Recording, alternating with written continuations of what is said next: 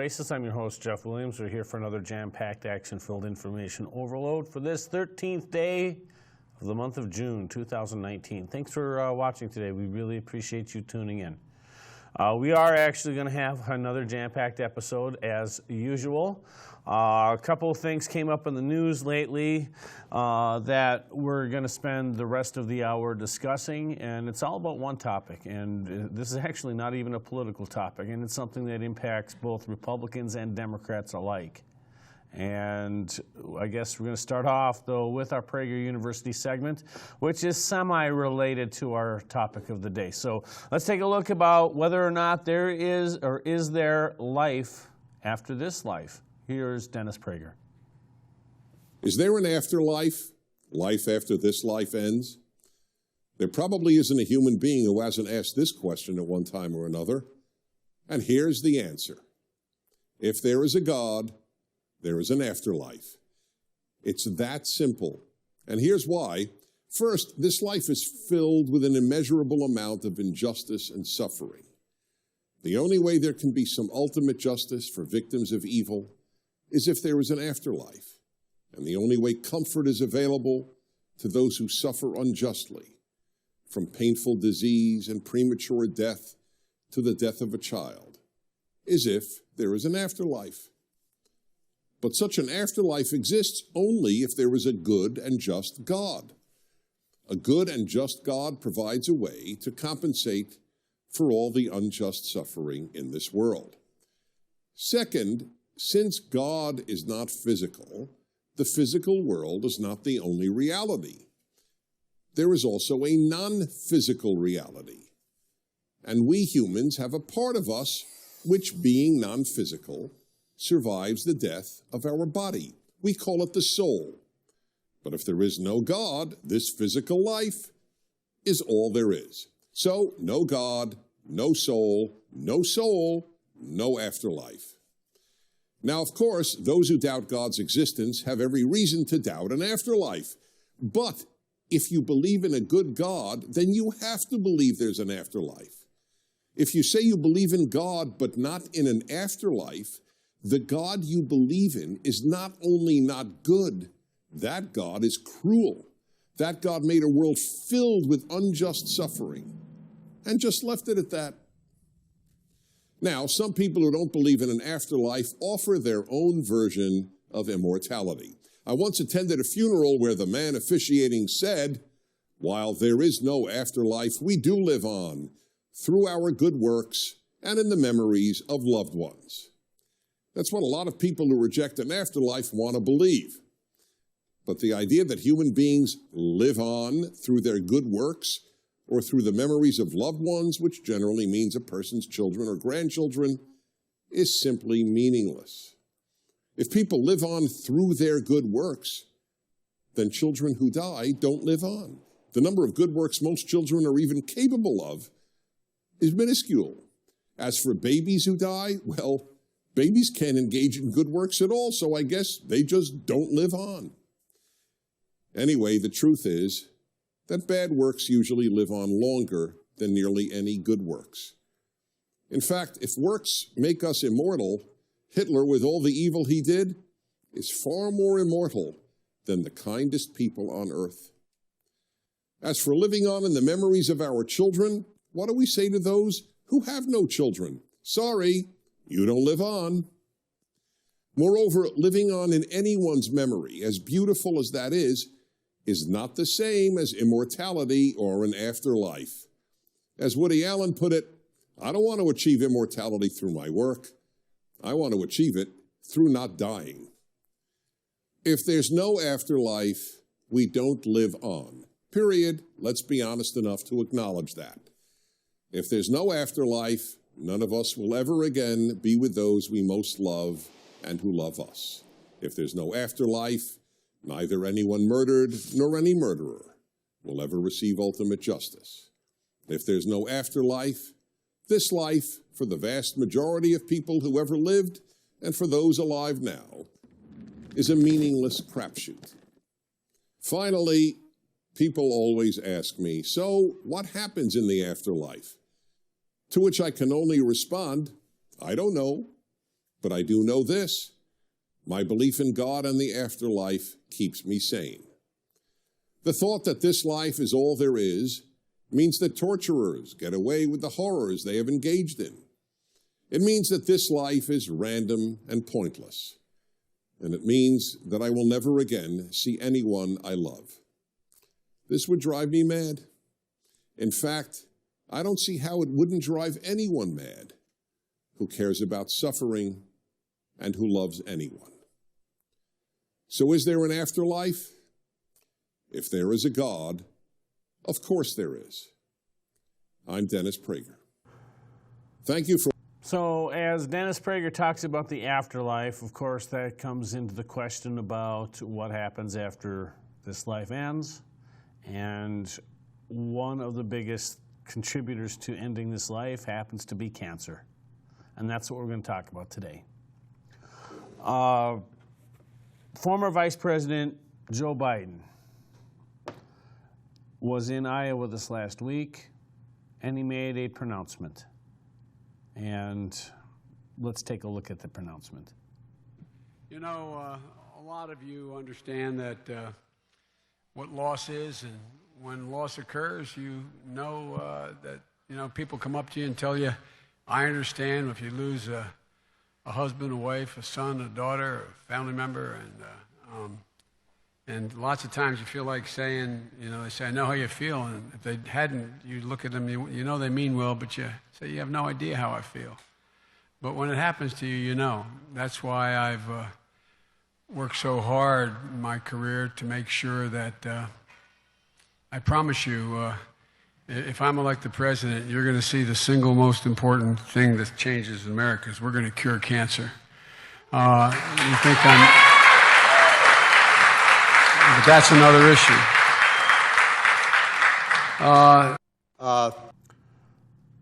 That's what we're going to actually be discussing today. Now, the former vice president did lose his son, Bo Biden, to cancer. And I understand how he feels. And then in February of 2016, when he was vice president, the White House put $1 billion in cancer funding over the next 2 years. And it became known as the cancer moonshot. Of course, moonshot being similar to John F. Kennedy's proclamation of sending a man to the moon and returning him safely to the earth by the time this decade is out. He made that pronouncement back in 1961. And so here, Obama was trying to do the same thing. $1 billion on cancer research over 2 years is a pittance compared to what's already being spent. I'm sorry. It was a noble political gesture. That's all it was. I feel for Vice President Biden. I lost my father to cancer. I lost an aunt to cancer. I've got friends who died of cancer. So I know how he feels because it's happened to me. But at the same time, I think that instead of just giving lip service to this as a presidential candidate, that the former vice president should really just think about spending his retirement years focusing on fighting cancer. He would be better served. Not meaning to criticize him too much here, because I think his heart on the cancer front is in the right place. But when you're running for president, I don't think that cancer is going to be cured in the amount of time that you'd be in office, even if you made it 2 terms. So I think that was, I will defend Joe Biden here, I think that was more of a reaction. I don't know what the question was that provoked that, but so he was introspecting. I don't think he really came out, and this is one of those where you don't think through your remarks. And so I'll give him a little bit of credence on that. But at the same time, it's an important topic that we do need to discuss. How much funding does go into cancer? What are the current types of treatments? And that's really what I want to focus today, the rest of today on. I don't want to just sit here and badmouth the former vice president for the entire hour and think I've done justice to the cancer knowledge. No, that's not the point. But I do have to say that Joe Biden's statement, he could have probably said it a little bit better. So moving on, there's another thing politically that happened, and I promise you this is really the only political stuff. And this is another this is a bipartisan thing. This is something that deals with both Republicans and Democrats. And that is the fact that 313 members of Congress have signed on to the legislation that would extend permanently the 9/11 Victims' Compensation Fund. For those who were first responders working on the pile after September 11th, 2001 in New York City, their funding for cancer treatments and compensation is going to be running out December of next year if this is not renewed. And so there is a bill to push this off indefinitely and fund it indefinitely, which I think is a good thing. It's got bipartisan support. And yet, Jon Stewart, the former Daily Show comedian, who actually had taken this cause on right after September 11th. And if you actually were to watch his first episode of The Daily Show after September 11th, he did visibly break down on camera thinking about the firefighters and first responders at the pile. So he has been a fierce advocate of them, and so this is not Jon Stewart trying to make a name for himself. But he did give a very impassioned plea, and if you haven't seen the entire thing, there have been clips out there that are about 1 to 2 minutes long that show a little bit of what he said. We're going to show you his entire statement because it's really worth watching all of it and keeping the proper context in mind. So let's take a look at Jon Stewart testifying in front of a House subcommittee. I want to thank Mr. Collins and Mr. Nadler for putting this together, but as I sit here today, I can't help but think what an incredible metaphor this room is for the entire process that getting health care and benefits for 9/11 first responders has come to.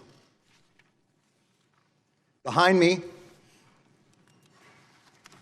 a filled room of 9/11 first responders, and in front of me, a nearly empty Congress.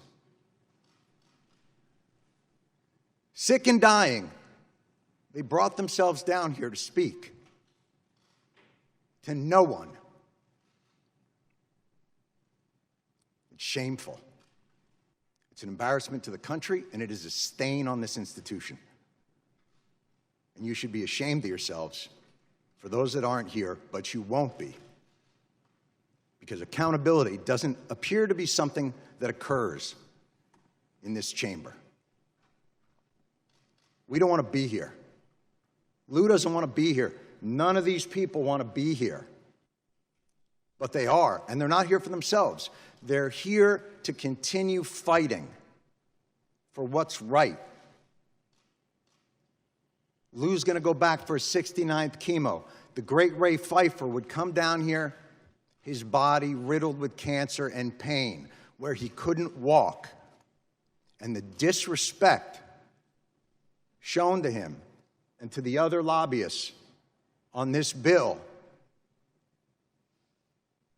is utterly unacceptable. You know, I used to get, I would be so angry at the latest injustice that's done to these men and women. And, you know, another business card thrown our way as a way of shooing us away. Like children trick-or-treating, rather than the heroes that they are and will always be. Ray would say, "Calm down, Johnny, calm down. I got all the cards I need." And he would tap his pocket.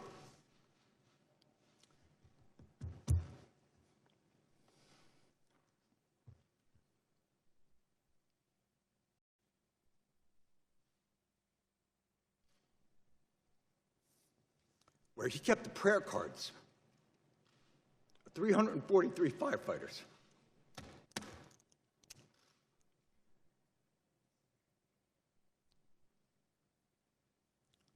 The official FDNY response time to 9/11 was 5 seconds. 5 seconds. That's how long it took for FDNY, for NYPD, for Port Authority, for EMS to respond to an urgent need from the public. 5 seconds. Hundreds died in an instant. Thousands more poured in to continue to fight for their brothers and sisters.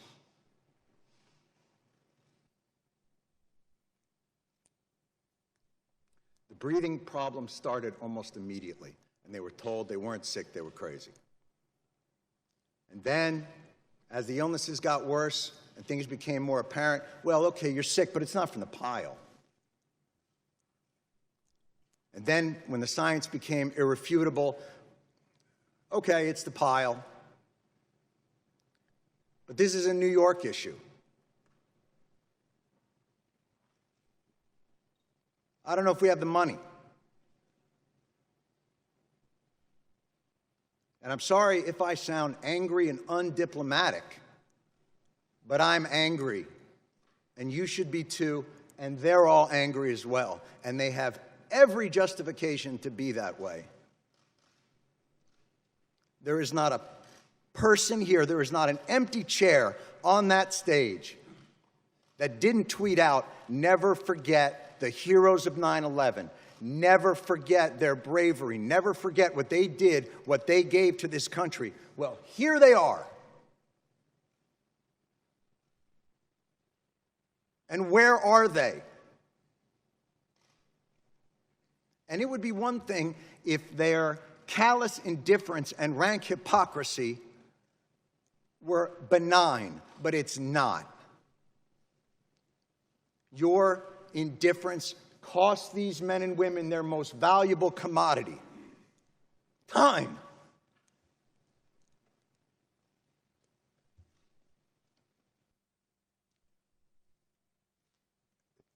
It's the one thing they're running out of.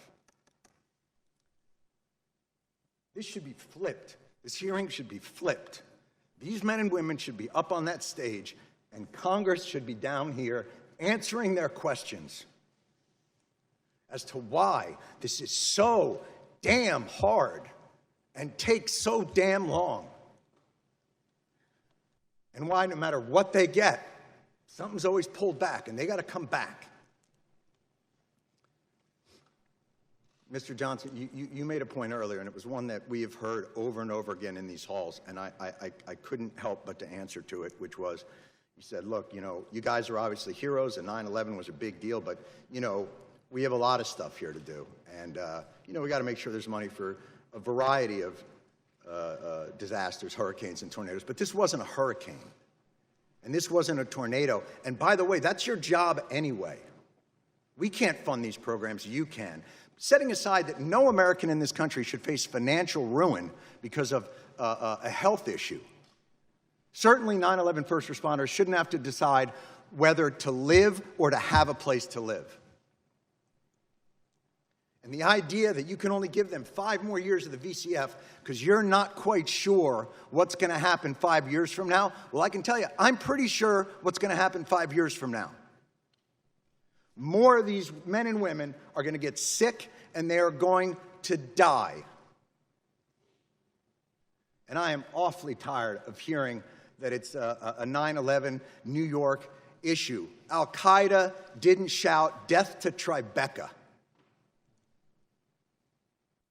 They attacked America, and these men and women, and their response to it, is what brought our country back. It's what gave a reeling nation a solid foundation to stand back upon, to remind us of why this country is great, of why this country is worth fighting for. And you are ignoring them.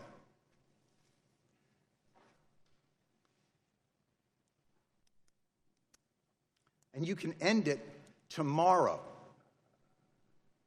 Why this bill isn't unanimous consent and a standalone issue is beyond my comprehension. And I have yet to hear a reasonable explanation for why. It'll get stuck in some transportation bill or some appropriations bill and get sent over to the Senate, where a certain someone from the Senate will use it as a political football to get themselves maybe another new import tax on petroleum. because that's what happened to us in 2015.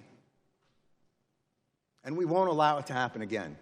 Thank God for people like John Field. Thank God for people like Ray Pfeiffer. Thank God for all of these people who will not let it happen.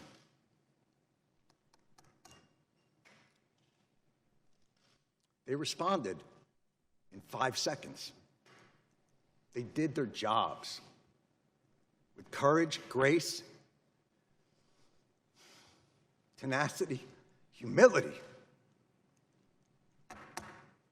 18 years later, do yours. Thank you. And so that was Jon Stewart regarding the H.R. 1327, Never Forget the Heroes, permanent authorization of the September 11th Victim Compensation Fund Act. He's got a lot of valid points there.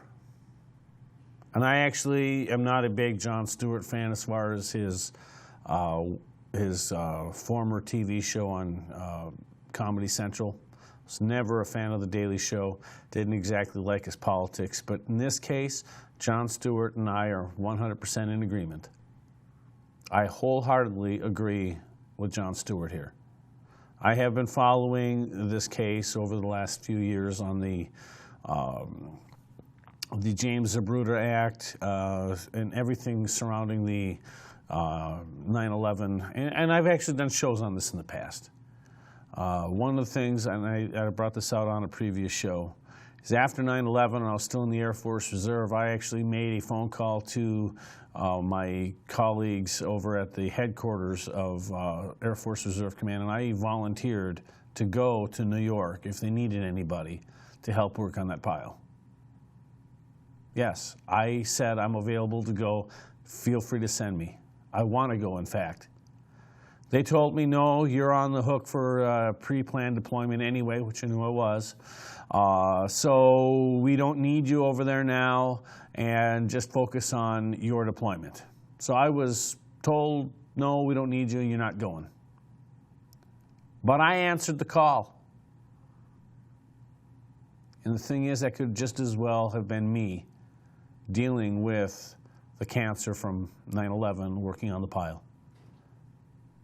All they had to do was say, yes, when can you go? I would have been in New York City and I would have been working on the pile. And that's what I wanted to do. So for me, this is a little bit personal. Enough to know that I think just about everybody now knows somebody who's died of cancer. I lost my father to cancer a few years back. Then you look at what happened with September 11th. But I'm not going to spend the entire hour talking about 9/11 because we've done shows on that. But for what the people who answered that call went through, and they did it because it was a duty, especially the firefighters. It was a duty to their fellow firefighters and duty to the civilians that they were trying to rescue. It's part of the brotherhood of being a firefighter. They answered that call. Now they're paying a tremendous price for it. And as Jon Stewart mentioned, you know, this was a terrorist attack and they were actually helping unite America, and they were. That's what separates this. We take a look, and being an Iraq War veteran, I know how well, you know, the VA actually does, you know, help me. We spend a lot of money on our veterans, especially our combat veterans from Iraq and Afghanistan, as well we should. But the first line troops in the modern war on terror were the ones who answered that call on 9/11. They're just as much veterans of the war on terror, even if they didn't serve on our nation's uniform, as anybody who deployed overseas, as far as I'm concerned. So reauthorizing the Victims' Compensation Fund through the fiscal year 2090 as put into the bill is a good thing. I don't think anybody who has been affected by this should actually, I don't think they'll be alive in 2090. That's one of the reasons why the date was set back so far. I did look at this. There's only one thing that does concern me, but I know it's mainly because it has not been scored by the Congressional Budget Office yet. But it would strike, essentially it's just reauthorizing the current bill, because the James Zidrota 9/11 Victim Compensation Fund had $4.6 billion that would be expiring in December 2020. And so what they've done is they have taken out the number and put, quote, such sums as may be necessary for fiscal year 2019 and each fiscal year thereafter through fiscal year 2090 to remain available through such fiscal year. The problem I have with that, of course, that's a blank check, open-ended, but for budgetary purposes, they should put some figure in there, and I hope that they do. Because if a future president or future Congress determines that we're going to actually balance the federal budget, you need to put something in here just for budgetary purposes. I agree wholeheartedly with the cause. I agree wholeheartedly with the length of time on this bill, and it does have 313 co-sponsors. All 8 Minnesota members have signed on as co-sponsors. As a matter of fact, I am actually going to take a quick look. Oh, it's 319 co-sponsors now. I do have one that I wanted to verify, and yes. So Jim Hagedorn, 1st District, Angie Craig, 2nd District, Dean Phillips, 3rd District, Betty McCollum, 4th District, Ilan Omar, 5th District, Tom Emmer, 6th District, Colin Peterson, 7th District, and Pete Stauber in the 8th District. All 8 of our members of Congress have signed on to this bill. Colin Peterson was the last one. He actually was the co-sponsor yesterday. Little late comer there, but I'm glad he actually got good sense to co-sponsor it. Now in the Senate, the same bill is numbered Senate File 546, and that bill has 40 co-sponsors, so 40 out of 100. And of that, only one of the 2 Minnesota U.S. Senators has co-sponsored, and that is Amy Klobuchar. Tina Smith has not co-sponsored that as of June 13th, 2019. I'm not one to really want to say, take action, call your member of Congress for this pet issue. But if you feel so inclined, that if you feel as passionate about it as I do, you might want to call Tina Smith and say, hey, Senate File 546, we need you. But that's going to be up to you. I'll leave it at your discretion. So Jon Stewart does have a right to be upset.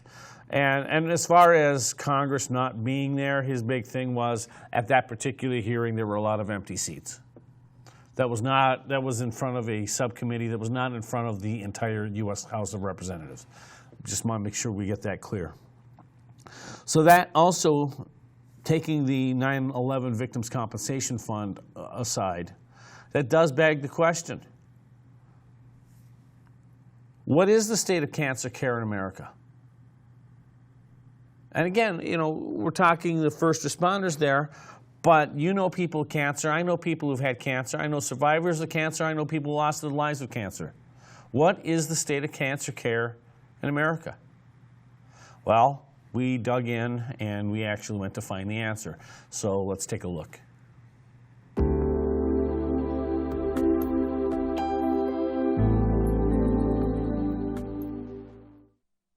Cancer care delivery in the United States is undergoing massive change that can transform the lives of cancer patients and their families. The American Society of Clinical Oncology is committed to increasing awareness about cancer care delivery, and as a part of its efforts in this direction, it has been publishing an annual State of Cancer Care in America report for the last 4 years. The 2017 report analyzes demographic, economic, and oncology practice trends affecting cancer care in the United States and describes how our rapidly transforming cancer care delivery system is responding to these changes. This video summary of the 2017 report captures key progress milestones, brings to light opportunities, explores some of the challenges threatening progress, and offers recommendations to tackle these challenges. The ongoing transformation of the U.S. cancer care delivery system is built on opportunities created by three agents of change: greater investments in science and insurance coverage that take us closer to precision medicine and treatment advances, rapid learning healthcare systems that help us learn more from every patient, and innovative payment models that focus on value-based healthcare. Not surprisingly, each of these agents of change is showing results. Making the most of these opportunities also means tackling challenges that hinder access to high-quality cancer care. Rising treatment expenses are putting a financial burden on patients, even for those who are insured. In 2016, 1 in 3 working-age cancer survivors incurred debt because of treatment expenses. About 3% went bankrupt. Also, disparities in cancer care services persist. Rural Americans do not enjoy the same access to oncologists that urban Americans do. Compared to white men with prostate cancer, African American men with prostate cancer typically have to wait longer between diagnosis and treatment and incur higher costs of care. Physicians, too, face several obstacles. The U.S. oncology workforce has to cater to the needs of an increasing patient population and constantly evolve to adapt to a swiftly changing practice landscape. High administrative and overhead costs are reducing the time doctors can afford to spend time with patients. Taking into account the progress markers and the existing challenges, ASCO is optimistic about the future of U.S. cancer care delivery and makes some recommendations for the path forward. Health insurance and access to high-quality care for all patients with cancer. Funding and infrastructure support for improved therapies and diagnostics. Patient-centric payment models. Interoperability of electronic health records to improve oncologists' access to patient information.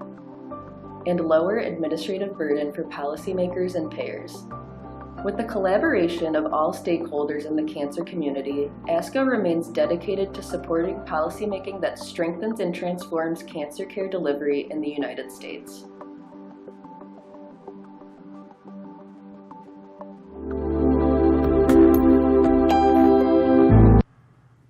Well, there you have it. Did you get anything out of that? I hope so. I say that facetiously because that was, I think, pretty convoluted, honestly. That's the problem when you run an awareness campaign. We're running an awareness campaign. We want to tell everybody there's a problem. But what are you doing to solve the problem? That's the biggest problem I have with awareness campaigns. They don't solve problems. So now we are going to ask the question, why haven't we, or we're going to have an explanatory video, why we haven't cured cancer. So all of this, you know, the numbers, the funding, the studies, the good, the awareness, that's all fine and dandy, except it still doesn't explain why we haven't cured cancer. Now, this is going to give us a little bit more of a look as to the different types of cancers, how cancer is formed, what it is, because the first thing, if you're going to talk about curing something, you kind of got to define the problem. And there are a lot of smart people out there who are defining the problem way better than I'll ever be able to. But we're going to take a look just for the general populace and overlook at why we haven't cured cancer. Let's check it out.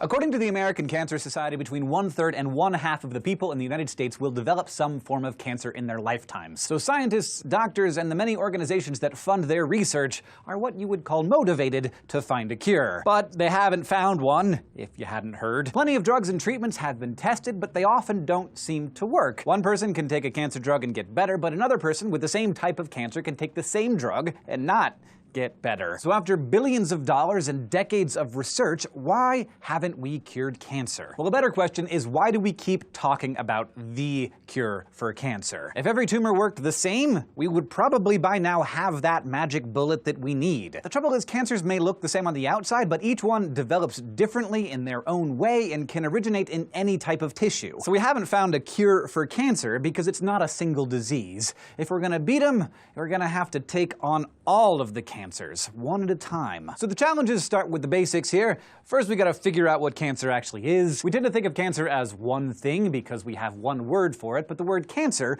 really refers to lots of different conditions that have a few similarities. The main thing cancers have in common is uncontrolled cell division. That uncontrolled growth usually starts from a sudden change within a small set of your genes. No matter what triggers it, you get the same result, a mass of cells growing out of control and invading other tissues, which is very bad for the body. But under the hood, each cancer works differently. It's practically a different disease every time, and not every cancer will progress in the same order. Mostly that's because every cancer is caused by a different set of genetic mutations. Genes consist of a sequence of DNA, and each sequence is a set of chemical bases called nucleotides that are arranged in a very specific order. Together, they tell the cell how to manufacture proteins, and we are mostly just made up of proteins. So that's how we build ourselves. Mutations change those instructions, and that's where things start to go wrong. Now, we know by this point that cancers usually come from mutations of two kinds of genes called oncogenes and tumor suppressors. An oncogene starts out as just a normal gene that codes for proteins that signal the cell to grow. And normally they spend a lot of the time dormant because growth is generally good, but cells shouldn't always be growing. But just one mutation in one of these genes is often enough to throw it into high gear, and it can't be turned off. That's when it becomes an oncogene, telling the cell to keep growing and dividing over and over even when it shouldn't. That's also when it gets dangerous. Some of the most well-known oncogenes, the usual suspects if you will, are RAS and MYC. They're especially powerful growth genes that show up in many kinds of cancer. A lot of the time it's the RAS gene that somehow gets mutated, which changes the shape of the protein that it makes. The altered protein gets stuck in a position that always sends a signal for the cell to grow, whether it's supposed to or not. And with its new shape, other proteins, the ones that usually deactivate the RAS protein before things can get out of hand, can't recognize what they're supposed to be targeting and switch it off. So the cell never stops getting the signal to grow and divide, and it starts forming a tumor. Then there are tumor suppressors, another type of cancer-causing gene, and they're actually the opposite of oncogenes. As you might guess from their name, tumor suppressors stop a cell from growing unless conditions are just right. As with all of your genes, every cell in your body has 2 copies of the tumor suppressor, so they're harder to put out of commission. Even when one copy is mutated, the other one still works. But of course, cancer has a tendency to find its way around all kinds of safeguards. Often a tumor suppressor might be mutated on one chromosome to the point of not working at all. Then the cell just happens to lose the chunk of DNA containing the other copy. With one copy mutated and the other deleted, there's no tumor suppressor left to restrain the cell's growth,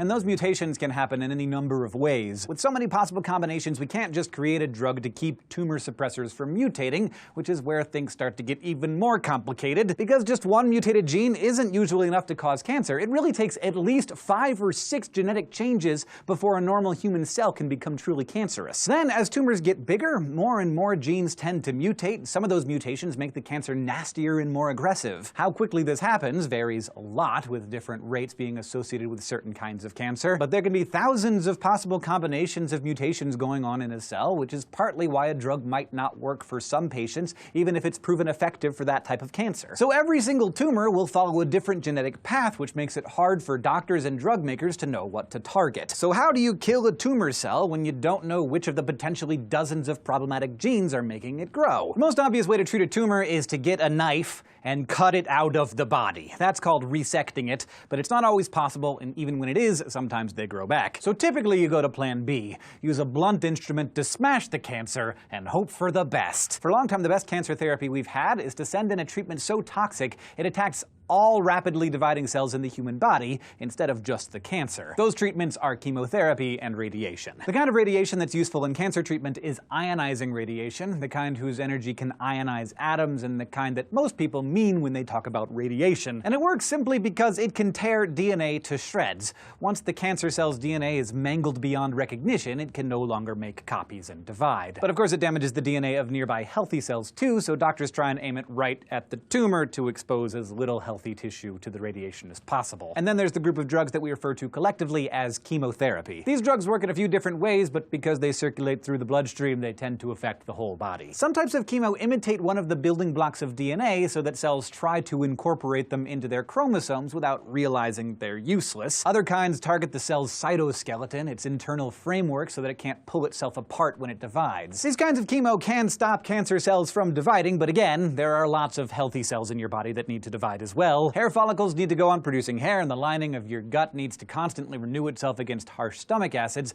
That's why chemo causes hair loss and digestive symptoms, along with a whole bunch of other nasty side effects. It can work, but it isn't pretty. Fortunately, there are new alternatives. One of the newest weapons in the battle against cancer is one that biologists have been refining for decades: genome sequencing. It's faster and cheaper than anyone dreamed possible even 10 years ago, and it's finally ready to directly help patients. Within a matter of days, scientists can now sequence lots of different types of cancer cells and figure out exactly where and how their genes were mutated. Using that information, they can predict what drugs will be effective against those cancers. So instead of using a blunt instrument that kills pretty much everything it touches, we can develop much more refined ways to treat a certain cancer in a certain person through personalized medicine. Two major projects have taken the lead on this new approach. One's called the Cancer Genome Project, and the other, the Cancer Cell Line Encyclopedia. They've tested many kinds of cancer cells and drugs on a large scale. In both cases, researchers confirmed that certain drugs are more effective against particular types of cancer. Some drugs, for instance, work better for brain cancer than stomach cancer. They also found that they could predict the effectiveness of a drug based on the mutations that they find in a particular set of cancer cells. So choosing drugs for cancer treatment doesn't have to be a shot in the dark anymore,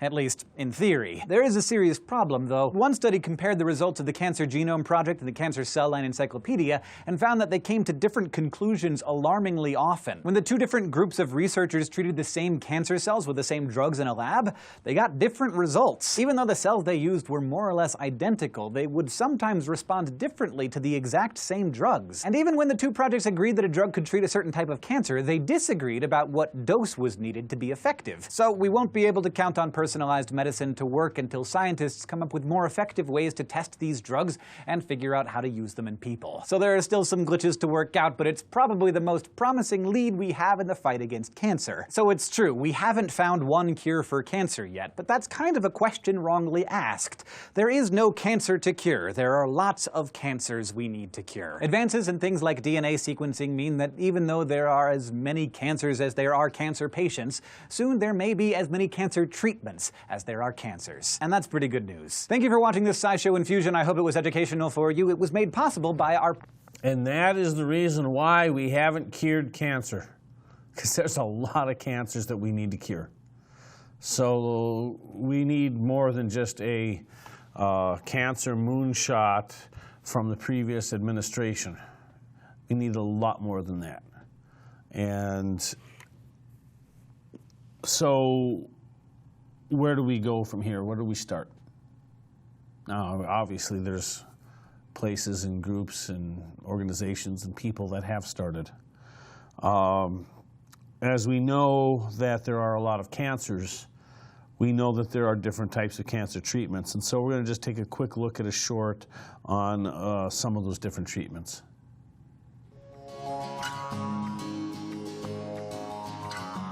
Receiving a cancer diagnosis can be difficult, but the type of cancer will determine the type of treatment. Whether surgery or radiation therapy or chemotherapy or other drug therapies, sometimes we have treatments that will complement one another. Chemotherapy is a treatment that gets into the blood and travels throughout the body, whereas radiation therapy is a more targeted treatment that affects the area where the cancer was found. Radiation therapy can be used alone to treat cancers like prostate cancer, lung cancer, and skin cancer, whereas chemotherapy can be used alone to treat cancers like lymphoma and leukemia because those cancers typically spread throughout the body. With surgery, the goal for treatment is either to remove the tumor from the body, if it's removable, or to at least take a sample of it, a biopsy, to prove what type of cancer it is. But there are times where multiple treatments are recommended. After, for example, a patient goes through surgery, treatments such as radiation therapy or chemotherapy can be given to prevent recurrences after the tumor has been removed from the body. If a patient needs more than one type of treatment, the order of the treatments will be determined by physicians. With treatments like radiation and chemotherapy, the side effects depend on where the cancer was located. The goal for those patients is to help both extend survival for them and to help improve or at least maintain their quality of life. A goal cancer specialists can help accomplish. For Lee Health, I'm Lindsay Morton. So there's a little bit more on the clinical side that just backs up what we had just learned. And when I say we've just learned, and I'm assuming that you don't have any medical experience or knowledge, or very, very limited. So if you happen to be a practicing physician who's tuning into the show, this is like Survey 101. And you guys know a whole lot more about this than anything that we will ever put together. But for those who have absolutely no knowledge, I'm hoping that we give you some knowledge. And we're trying to give you some good stuff, not just the boring, you know, and trust me, when I was looking for some of these clips to show this and do a little education, there is some boring stuff out there.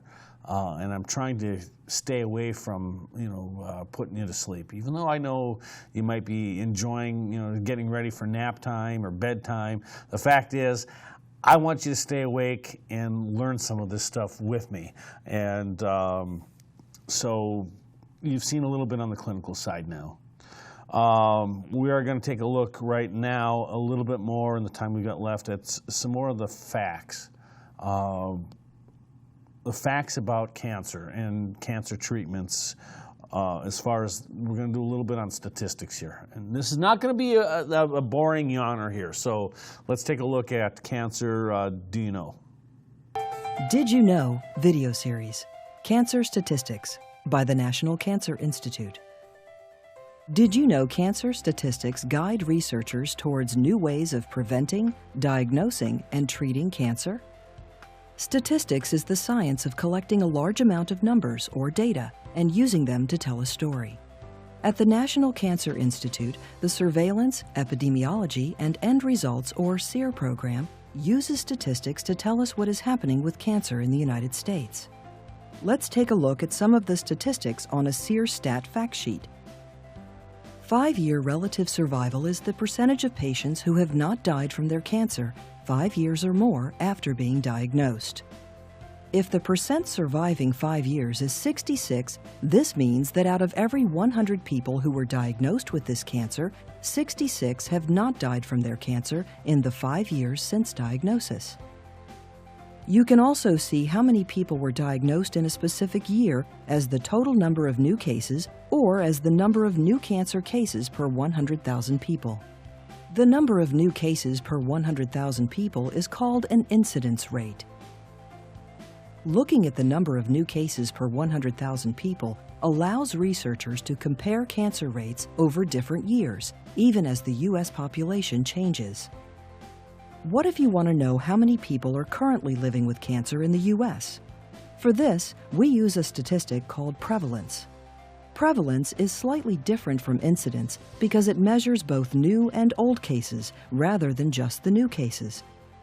Prevalence combines both measures of the incidence and the likelihood of surviving cancer. This is especially important for planning the amount of health services that will be needed to care for cancer patients.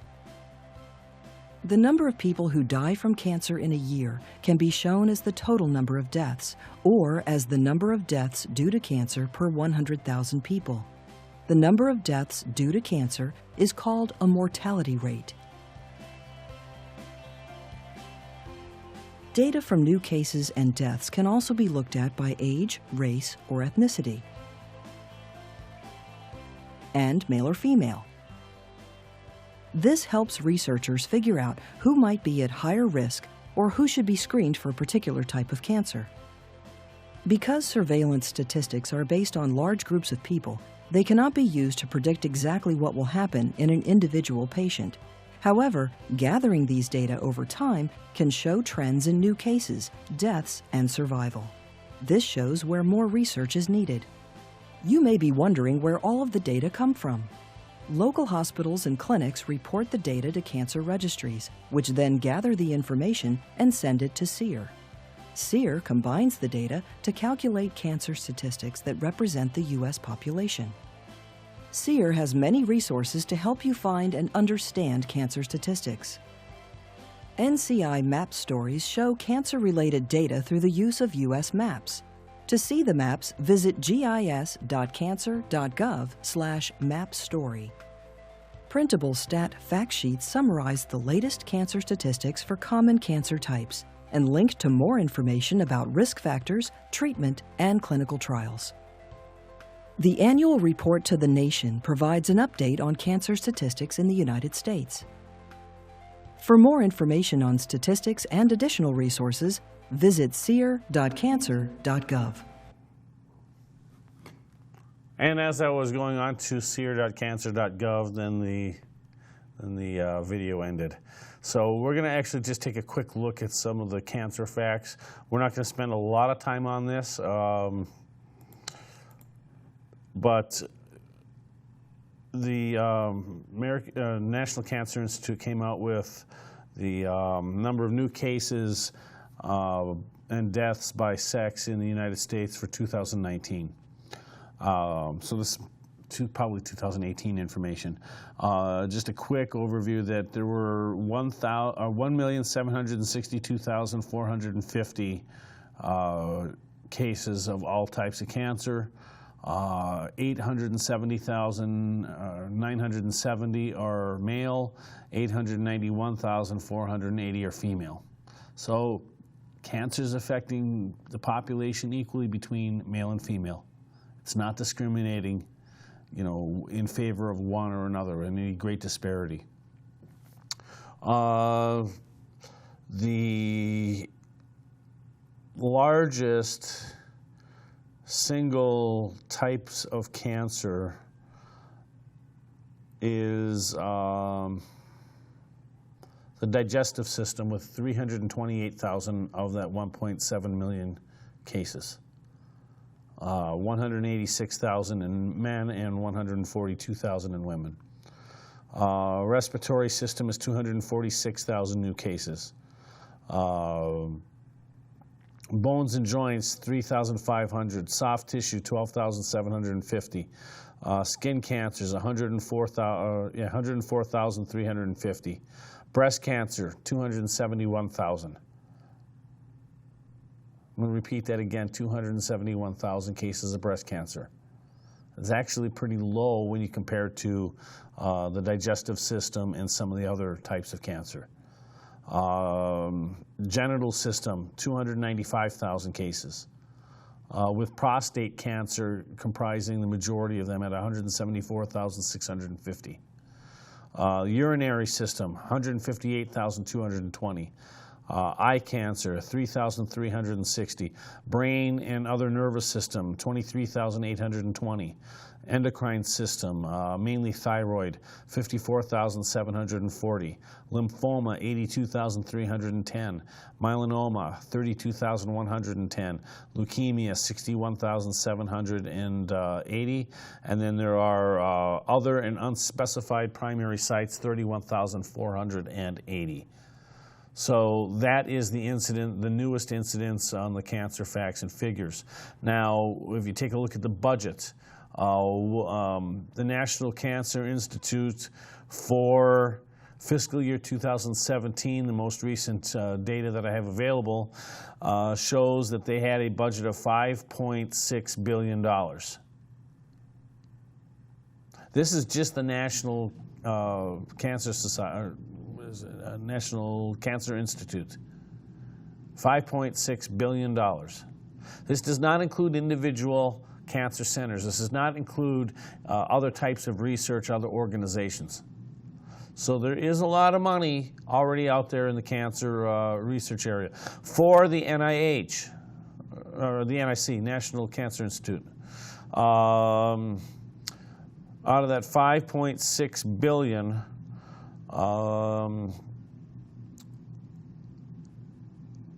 Breast cancer gets $545 million, the largest one. It's not the largest prevalent issue, but it's the largest one that gets funded. Lung cancer gets $320 million. Multiple myeloma, 60.7. Prostate cancer, only 233. And yet the incidence of prostate cancer are almost as big as breast cancer. Stomach cancer only gets 13.4. Yet digestive cancers have the most incidence in the United States. For the current fiscal year budget for the NCI is $5.7 billion, and then they also received $400 million from the Cancer Moonshot. And so that's a look just at how much we're funding. Yes, we're funding cancer. Are we necessarily funding it at the right budgetary levels? And I only bring this up for equality purposes. You know, I think it would be great if we were able to appropriate a lot of money at all of these in equal doses. But yet, we spend so much on breast cancer and we ignore other types of cancer. Why is that? Don't you think we should be funding at the appropriate level of the number of incidents? And I bring that up because it's mainly because of politics. Breast cancer is the thing in vogue politically. Therefore, we have to fund breast cancer just because our constituents want it. I think the funding really should be on high to low on the incidence of cancer, just to be fair. Nothing against women. I love women. But absolutely nothing against that.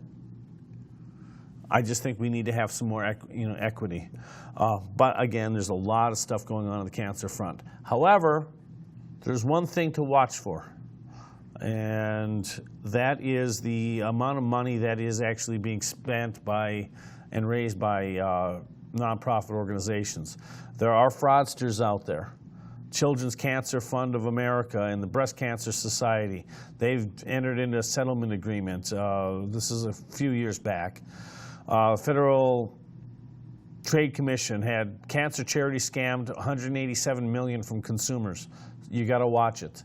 Look at the board of directors. Look at some of the charity navigators, because that's really what you got to do to keep an eye on who's doing what. There are some really good ones out there. St. Jude's Children's Research Hospital, they are fabulous. MD Anderson, they've got probably the best cancer hospital in the country. There are foundations that do support them. I'll tell you this, Susan G. Komen, I would not spend a dime with, because they have gone from being a cancer support network into a political organization. Give your money, if you're going to give your money to organizations that are highly rated, who will actually perform those services, who will put the money at its intended place. That if they say that we're going to, fund, children going to their latest, sessions, make sure that they're funding their latest sessions for children. If they say they're going to help firefighters go to their cancer treatment, make sure that they're following through and helping firefighters go to the cancer treatment. That's the biggest thing on cancer charities. There's a lot of them out there.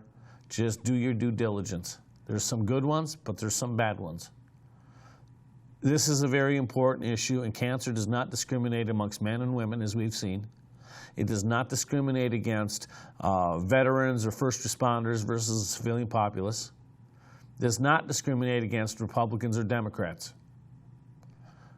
And this is something that we as Americans all really need to unite behind.